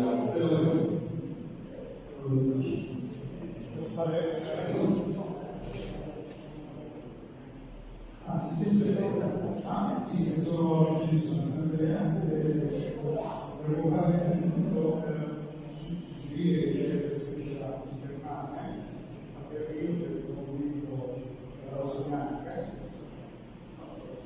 dicendo su questo pericolo e soprattutto questa soprattutto questa ragazza che ha scritto dello smodo molto interessanti visuali per approfondire. Il ruolo nella storiografia della portoghese della vita, quindi quello che potete anche da questa diplomazia delle città, che mi sembra anche un percorso avanzato, diciamo così, che forse invece molto da questo punto di vista molto interessante.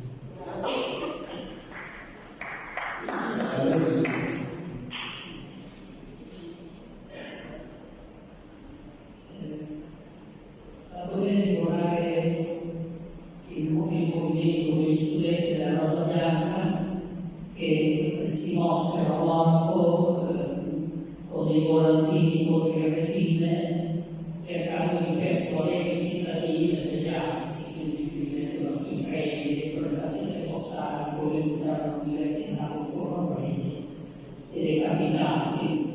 6 volantini, mi pare. Uno di questi finiva, tutto naturalmente, mi spiegava cosa stava succedendo, finiva con questa frase: un popolo si merita, il governo che tollererà. Quindi torniamo sempre a capo, ragazzi. Come popoli e come comunità, domandiamoci che cosa stiamo facendo in questo momento. Ma è appunto il senso della non violenza e del pensiero di un'azione politica che si mette in gioco. C'è un passaggio che non ci deve sfuggire e non siamo ancora, io perlomeno farei molta fatica, non siamo ancora attrezzati a cogliere fino in fondo. Può costare la vita, una roba così. Cioè, che cosa siamo disposti a pagare per affermare per tutti questa cosa? Non è banale. L'esperienza di Giorgio Lampieri è stata straordinaria.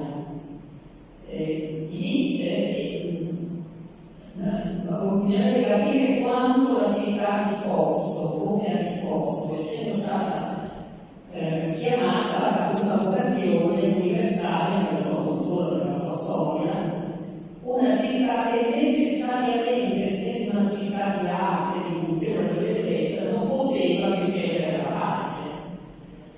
Quanto i fiorentini, voglio dire, nella localizzazione sociale, delle associazioni, della cultura, avranno sentito la mia. Lui certamente con questa idea dell'unicità del Mediterraneo, pensate, l'idea dell'unicità del Mediterraneo. In questo momento sarebbe una grande idea strategica mettersi in dialogo quelli che si lasci soli sotto l'ombrello del loro Stato, del loro capo, sono vittime e siamo tutti divisi e separati. Romano Prodi sta lavorando per mettere in piedi la rete delle università del Mediterraneo. 500.000 studenti dei vari paesi del Mediterraneo, della costa africana, di quella europea, di quella del Medio Oriente, che studiano insieme, capito?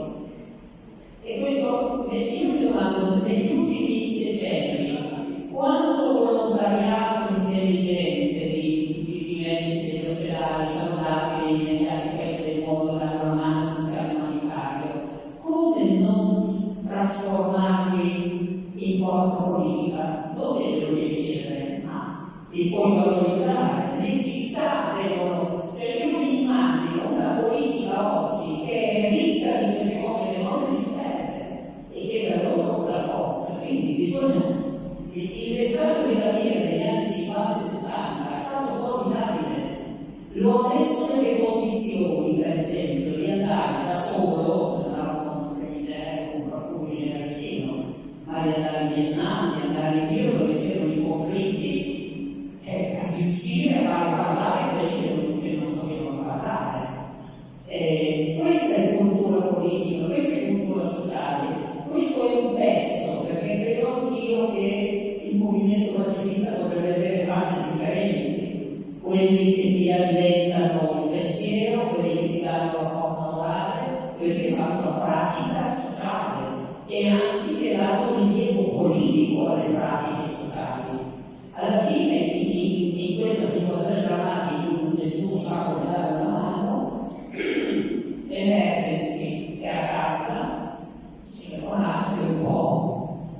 E l'ANPI cosa ha fatto? Ha raccolto un po' di fondi e le ha date ai Merces perché entrasse la gente. Ma bisognerebbe moltiplicare tutte queste cose, fino a far capire che naturalmente non si può neanche immaginare che qui si fa una spiaggia per i ricchi e le porti palestinesi. Io in effetti mi domando, per esempio, che tipo di cultura abbia Trump, chi sono stati, chi è stata la sua maestra, cioè mi domando che cosa abbia dietro e se dobbiamo dire che è recudo, allora bisogna che noi ci attrezziamo, perché il resto invece dica la parola che può dire in questo momento per l'umanità. È esattamente quello che tutti sentiamo. Ci sono miliardi di esseri umani che vogliono costruire la pace. È possibile che non riusciamo a dare la forza a questo perché si resiste, perché si vinca nel corso della storia. Grazie. C'è anche il tema, per esempio, per quanto riguarda le città dei tanti politici che ci sono, che per esempio in una delle città italiane che viene da tanti paesi, allora bisogna parlare molto di civiltà politica, che possono comunque portare a democrazia e di libertà, possono dare un po' più importante politicamente alle comunità cittadine. Ci sono delle domande?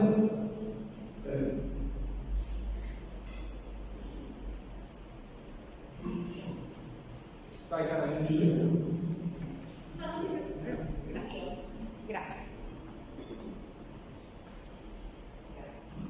Per tutto devo ringraziarvi entrate per il contributo di riflessione che ci avete offerto, ma la battuta sull'onestà di Trump mi ha costretto ad andare oltre i ringraziamenti, perché il tema dei buoni e dei cattivi maestri è fondamentale nel determinare le azioni a cui entrambe ci avete invitati. E in questa notte che stiamo vivendo, come diceva Casettina, io sono molto preoccupata proprio del tema della scuola, forse per un vizio professionale, perché proprio in questa città dove l'idea forte dell'ANPI e dell'amministrazione comunale di metterci insieme per costruire questo percorso trova poi, questo mi intriga molto, lo chiedo a Gabriella che stimola da sempre, mi preoccupa molto quello che accade a livello di scuola, sappiamo tutti, a livello ministeriale, a livello locale, per il ruolo della nostra università, perché Gabriella ha fatto due note sul suo andare nelle scuole, sul ruolo della scuola come quello di speranza e di costruzione. E poi alla fine ha detto: pensiamo a quanto sia cambiato il modo di educare i bambini negli ultimi 200 anni. È stato rivoluzionario, però tanto bisogna ancora fare.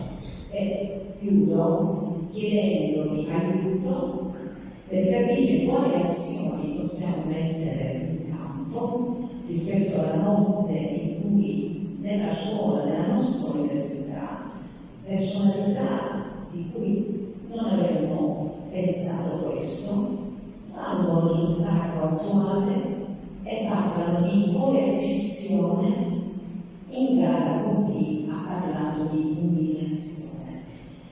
Questo è preoccupante rispetto a facoltà che hanno il ruolo che Gabriella ci ha detto, perché vi chiedo questi maestri dove ci devono portare e quali azioni però noi possiamo continuare a fare per contrastare un pericolo drammatico. Grazie.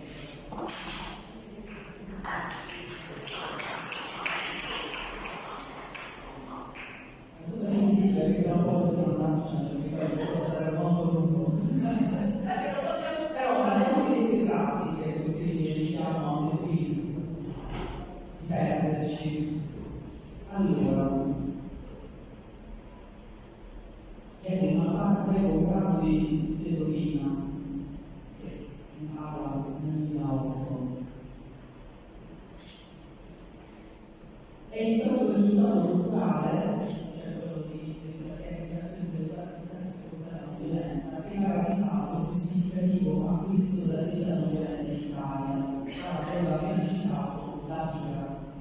dominati e altri. Però, dicevo a un certo punto, di fatto tutto questo accade in una contraddizione flagrante. Perché noi, nella nostra società, apprezziamo gelosamente l'essenziale strumento portante della violenza, cioè l'esercito, alla cui sempre maggiore efficienza distruttiva siamo pronti a destinare ogni possibile risorsa.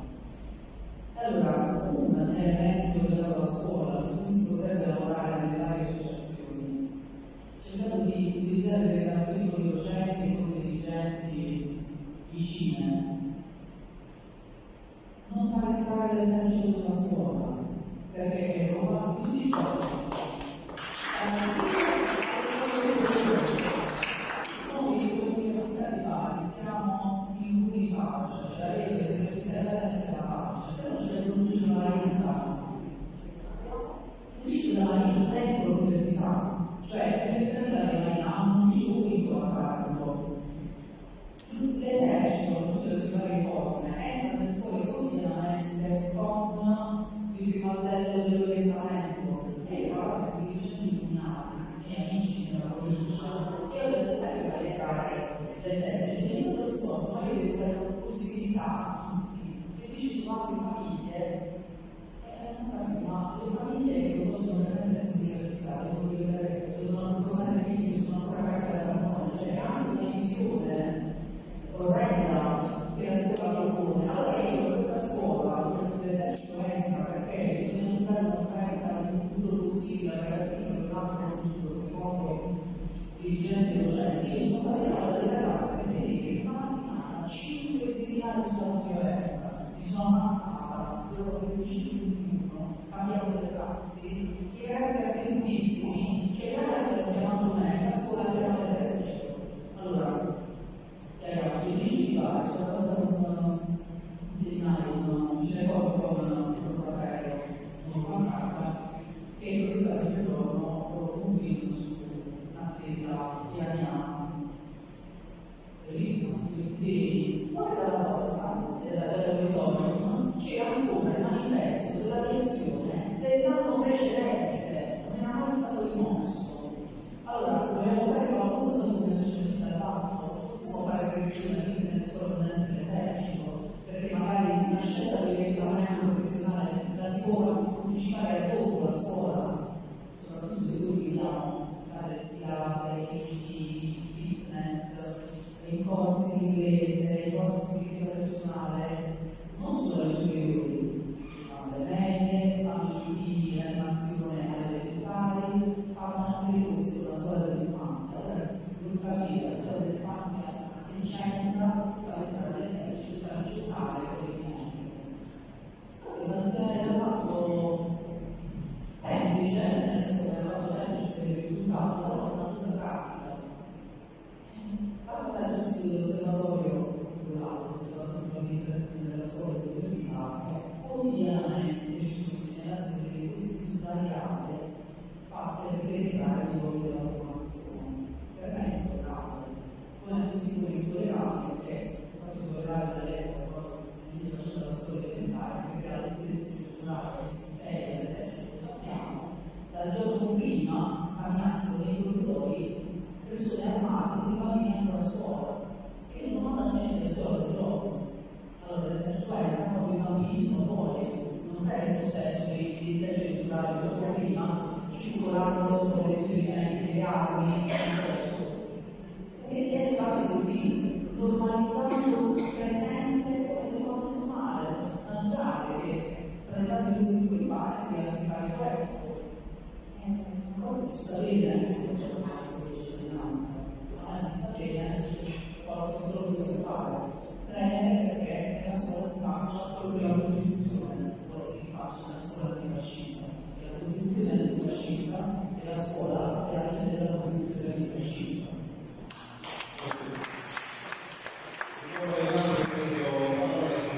Su questo ci impegneremo anche in futuro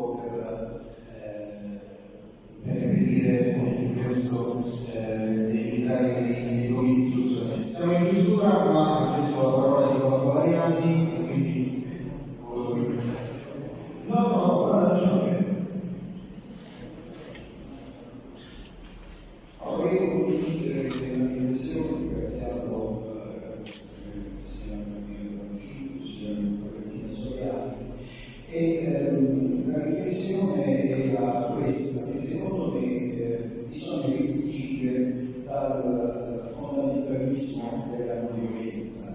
nel senso che il discorso politico, naturalmente, dal punto di vista pedagogico, delle condizioni sociali, non è adesso il discorso, però politicamente la non violenza deve cercare di inserirsi anche accanto ad una violenza personale. Di fronte all'estremo, di fronte al male assoluto, la non violenza non è una risposta politica. La Bettina ricordava il caso proprio di Boneffa, il pacifista di Boneffa è difficile, Boneffa che diceva che non si può andare a cantare i salmi nelle chiese se li alzavano e io non li salmi in quelle condizioni. Però Boneffa ha partecipato con un lucido che uccide, perché lì ci troviamo di fronte a male assoluto. E tanti davanti per una questione in fondo tutto sommato meno grave, davanti agli eroi che reclamano forti di quella risoluzione delle Nazioni Unite con violenza nei territori abitati sempre dei palestinesi, dice io preferirei che osservassero la non violenza e tuttavia non mi sento di criticare gli arabi, non palestinesi, gli arabi che contrastano questo tipo di violenza. Quindi dobbiamo un po' entrare in questa logica che è la logica del gioco, e quindi facciamo i discorsi politici, il discorso ideologico. Permetto di dire che il caso della Danimarca non è una macchina gloriosa della Danimarca. La Danimarca è stata fatta una capitolazione alla Traita. Se fosse stato tutto sulla base della violenza della Danimarca, l'Europa si sarebbe trovata sotto la dominazione india.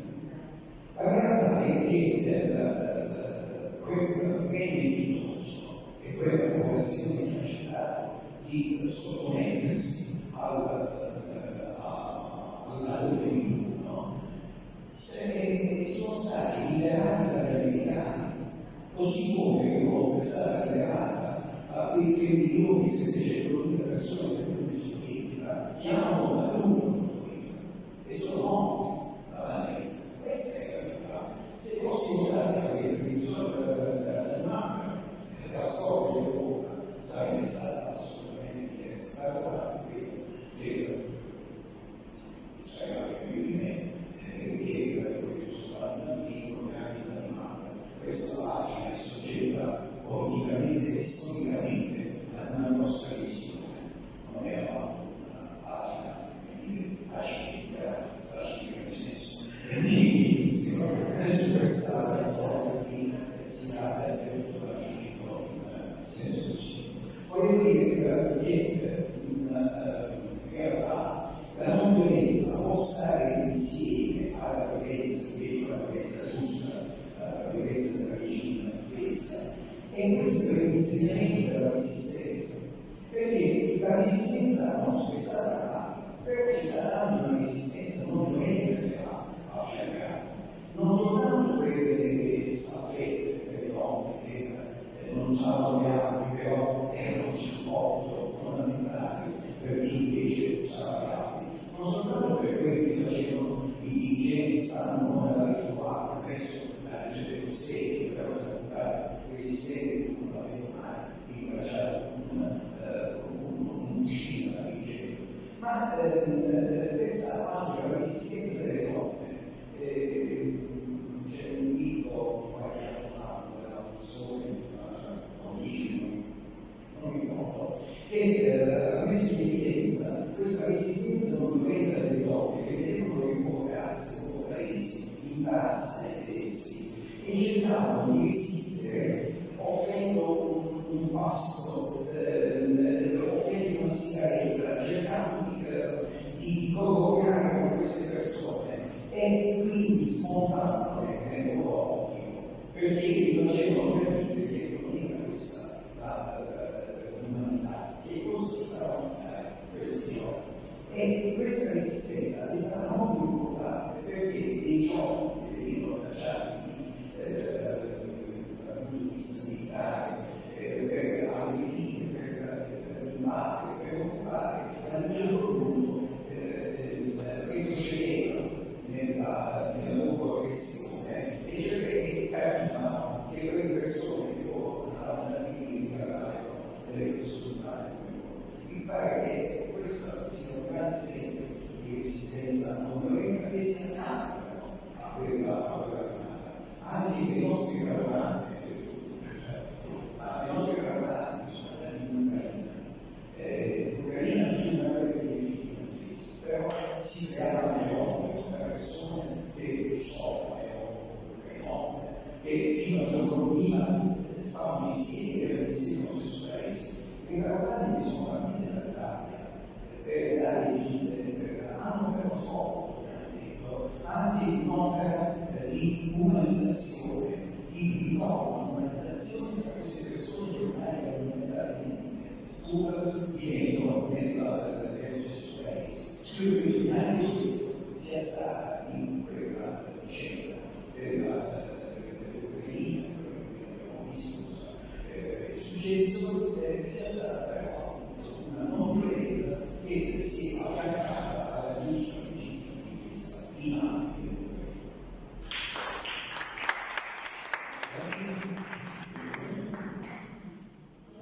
non esiste una violenza optiva.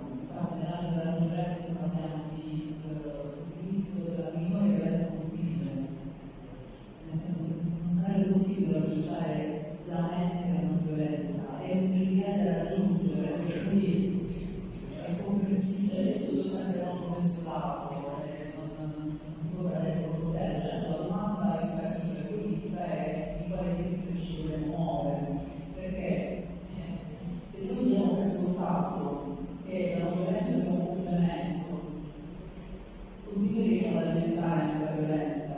Se invece vogliamo che si sviluppi la violenza, abbiamo bisogno, per esempio, di finanziamento della ricerca, abbiamo bisogno di mezzi, dotarci di strumenti educativi, formativi che applicano anche le sperimentazioni della violenza che sono stati fatti ancora. Lo stato attuale non sperimentale. Si spiega attraverso un ampliamento di quello che sono violento. Domani si parla di che dovremo spiegare la violenza, ma allora le cose che ci stanno insieme.